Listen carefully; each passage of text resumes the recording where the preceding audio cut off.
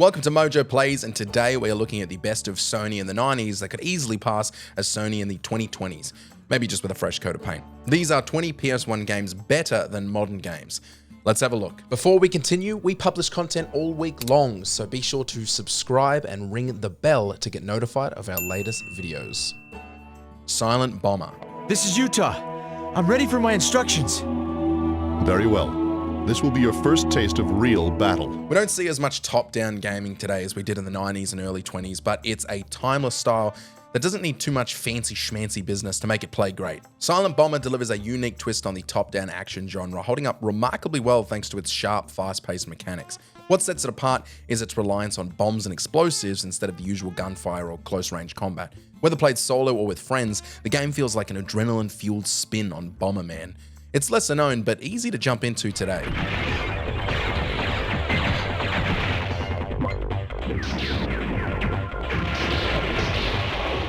Intelligent Qube.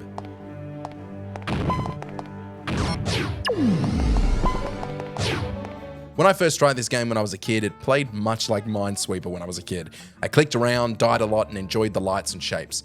I'm ashamed to admit this, but I only learned how to play both Intelligent Qube and Minesweeper last year, and both gave me more enjoyment in 2024 than they did in 1997. Focusing on Intelligent Qube, once you grasp the core mechanics, the game reveals itself as a really clever and addictive puzzler with strong visuals and sound. It's the perfect pick up and play experience, as long as you've watched the video tutorial at least once.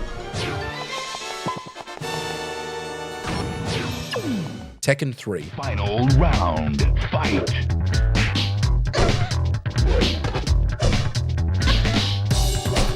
You know a game is good by modern standards when people say the series peaked in 1997. The PS1 gem not only preserved everything that made the arcade original shine, but also introduced hidden modes, bonus characters, and surprising depth that gave it incredible replay value compared to its peers. Even today, Tekken 3 holds up brilliantly. Trust me, was just fighting my friends yesterday. The gameplay offers range and response that is a perfect balance of simple and complicated to make it more enjoyable than most fighting games from this era. Rayman. 2D platforming also lends itself to a timeless feel, meaning you can pick it up today and feel pretty goddamn good about the gameplay. Rayman is a prime example and even has some very charming graphics for the time. Beneath its charming visuals, though, lies a game known for its punishing difficulty, much like Cuphead. Unlike some modern difficult games, the challenge stems from its brilliantly designed levels, not poor controls. It's a true gem that everyone should experience.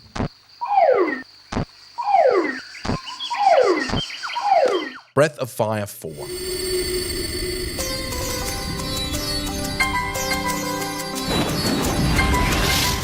Capcom's Breath of Fire series has never quite reached the same level of recognition as giants like Final Fantasy or Dragon Quest, but that doesn't mean it shouldn't be revisited today. Breath of Fire 4, the second PlayStation installment, builds upon the foundations laid by Breath of Fire 3 while improving on its shortcomings. The result is a true classic with a diverse cast of companions, brilliant new mechanics, and gameplay that feels like an indie modern top-down JRPG. Monster Rancher 2.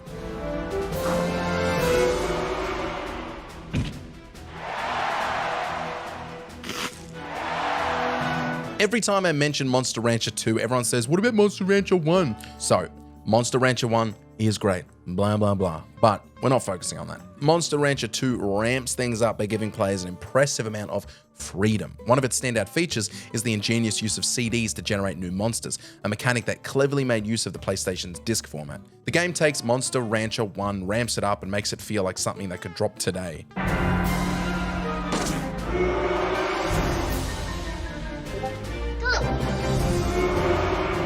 Resident Evil 2. What could have done this? What was that? The reason I know this game is better than most modern games is because I played it at the start of this year and couldn't put it down. I fell in love with the remake and thought, I wonder how the original felt, which is a recipe for disaster, yet somehow the PS1 classic overcame those heavy odds to emerge as one of my favorite games of all time. Now I understand the contradiction. The remake brought it an instantly modern feel, but the remake may as well have been a different game with how remade it actually was. Resident Evil 2 on the PS1 holds true and timeless with its tank controls, pre-rendered backgrounds, and fixed camera, making it play better than any of the indie fixed camera games that try so desperately to emulate Resident Evil 2's brilliance.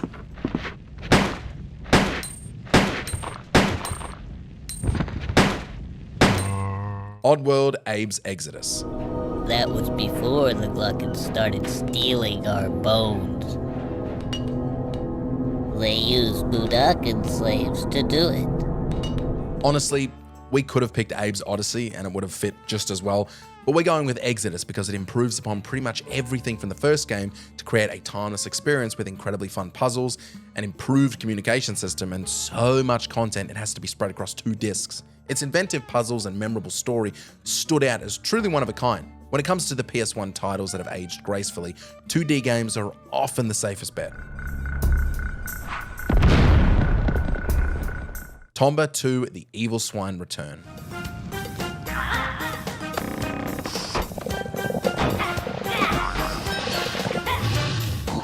Speaking of 2D side-scrollers, Tomba, or Toma, stands out as one of the PlayStation's most inventive side-scrolling platformers. But scrap straight 2D for 3D foreground and background layers and you've got an experience that looks pretty damn good. The sequel, Tomba 2: The Evil Swine Return, doesn't radically reinvent the formula and gameplay set by the first, but instead builds on it naturally. With fully 3D environments and new abilities for Tomba, the game feels like a thoughtful evolution of the original's creativity and charm. Play it. Trust me.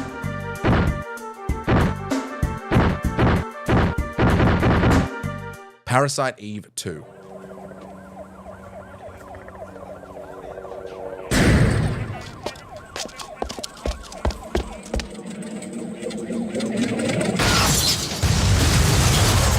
Parasite Eve 2 has earned a devoted following over the years and remains a cult classic, especially for those who missed it when it first released. But cult classic doesn't just mean it's for a specific audience.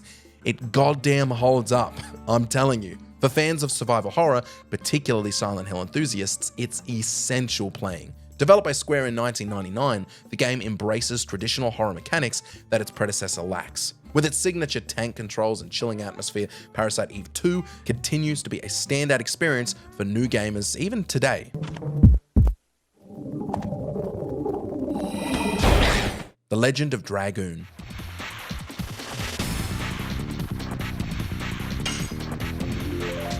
Yes! Double flash! Guess who loves The Legend of Dragoon? This guy. The Legend of Dragoon still holds up today thanks to its fantastic turn-based combat and a good amount of cinematic flair. Its additions combat system, which rewards timing and precision, keeps the turn-based combat engaging, a mechanic that could be seen today in games like Clair Obscur Expedition 33. The story isn't anything to write home about, it's filled with 90s JRPG tropes, but visually, the pre-rendered backgrounds and detailed character models retain a nostalgic charm that makes it feel, god damn it, how many times am I going to say this word? Timeless. Ape Escape.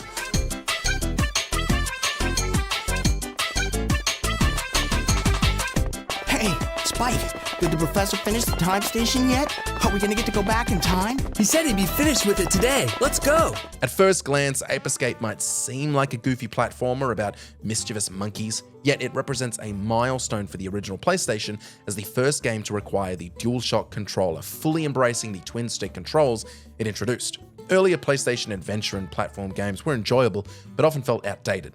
Ape Escape modernized the genre with these innovations, creating gameplay that still feels fresh today. Its clever design and precise controls allow it to stand alongside timeless classics like Super Mario 64, proving that even a game about monkeys can be a landmark in gaming history. Gotcha! Yes!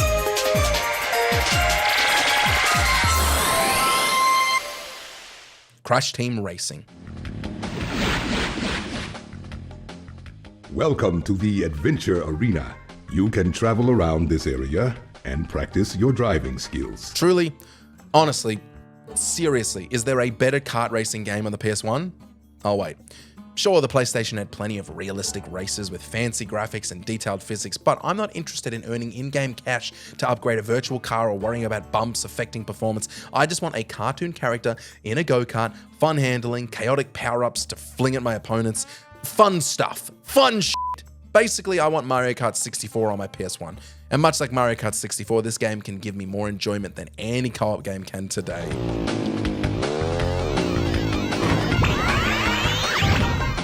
Metal Gear Solid.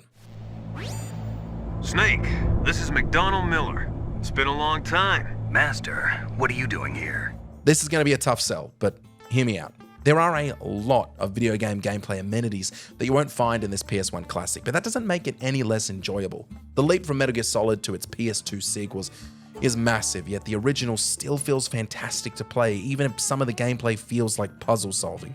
Kojima's storytelling remains as gripping as ever. I recently replayed MGS1, and while its graphics did show their age, the action and narrative are perfectly clear. Shadow Moses provides a memorable setting, and Liquid Snake stands out as an epic and ageless villain, like a classic Bond villain or a camp Batman baddie. Looks like we'll be a little delayed. What are you doing? Don't think. Shoot! Chrono Cross.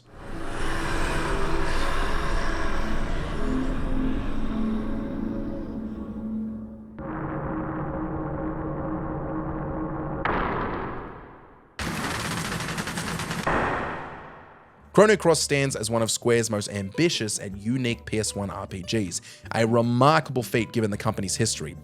They're the ones behind Final Fantasy, if that isn't well known.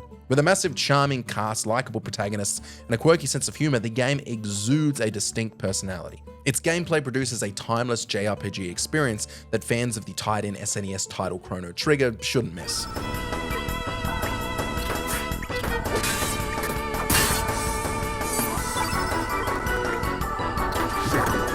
Tony Hawk's Pro Skater 2.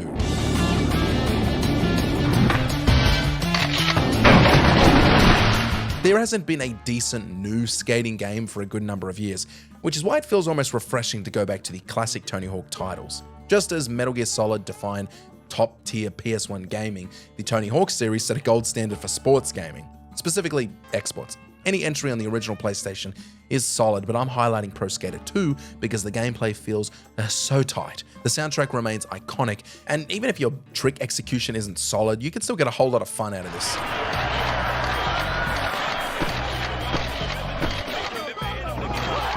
Suikoden 2.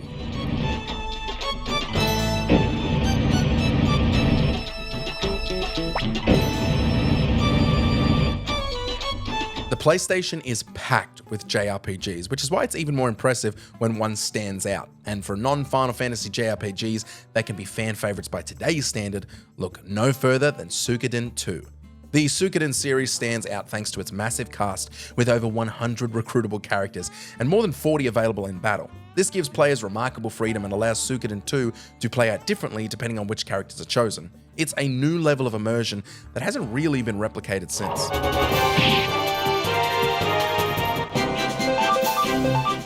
Final Fantasy IX.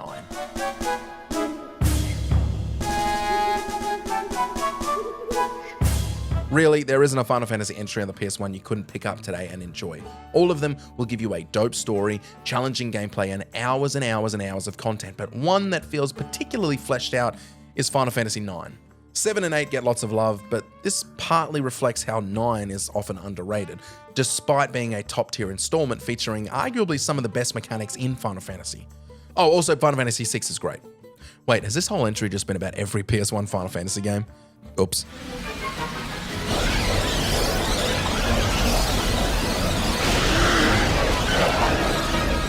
Castlevania Symphony of the Night.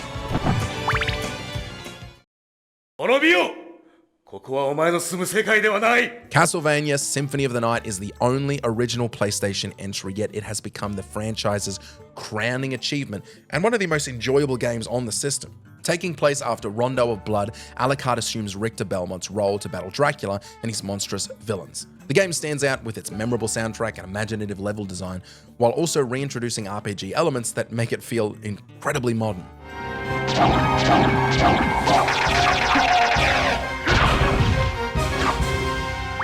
Crash Bandicoot 2: Cortex Strikes Back.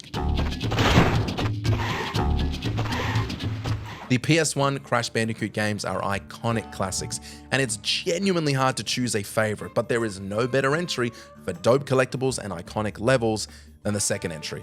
The game brings a visual upgrade from the first, expands Crash's moveset, which has remained a staple ever since, and introduces the beloved Warp Room system. Its level design is top-notch, offering refined 3D platforming that holds up even today.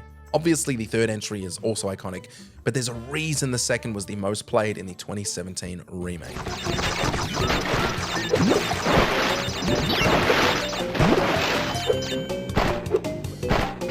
Did you enjoy this video? Check out these other clips from MojoPlays and be sure to subscribe and ring the bell to be notified of our latest videos.